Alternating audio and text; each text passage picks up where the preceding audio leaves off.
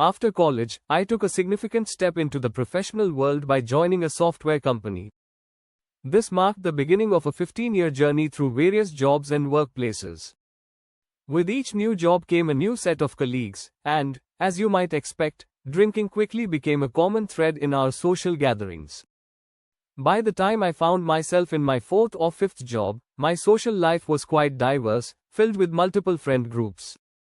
I had friends from my current job, old colleagues from previous roles, college buddies, and even friends from school. As a result, my drinking frequency ramped up significantly. It wasn't unusual for me to find myself out for drinks at least 3 times a week, all in the name of socializing and building connections within these different circles. In big cities, especially, workplaces tend to normalize this kind of routine.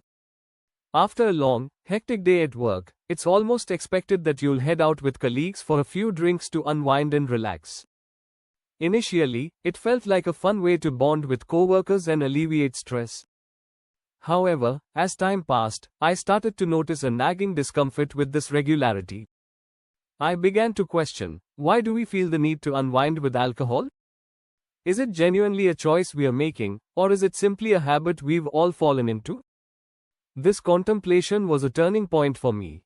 It's a question worth asking yourself, especially if you notice that alcohol is becoming a standard part of your work-life routine.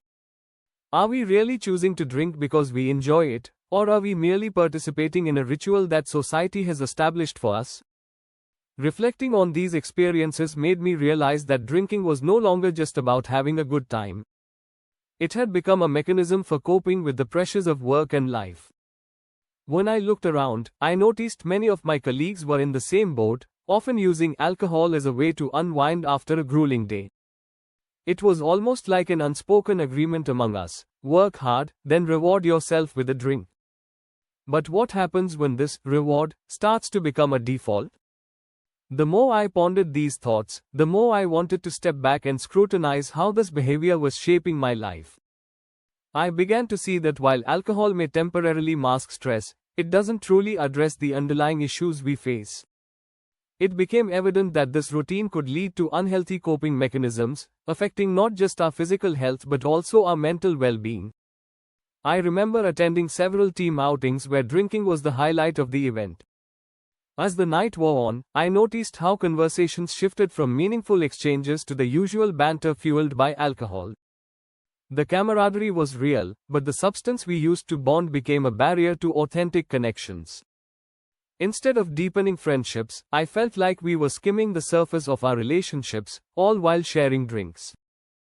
In sharing this part of my journey, I hope to spark a dialogue about the normalization of drinking in professional environments. It's essential to recognize when something that starts as a social activity transforms into a routine that no longer serves us. So, I invite you to reflect on your own experiences. Are you using alcohol as a way to unwind after work, or is it something deeper? Can we find healthier alternatives to cope with stress and bond with others? As we navigate these questions, I encourage you to consider ways to foster genuine connections without relying on alcohol as the centerpiece of social gatherings. In this series, we'll continue to explore how alcohol can shape our lives, often in ways we don't realize. Let's work together to challenge the status quo and create spaces where we can connect meaningfully, free from the influence of alcohol.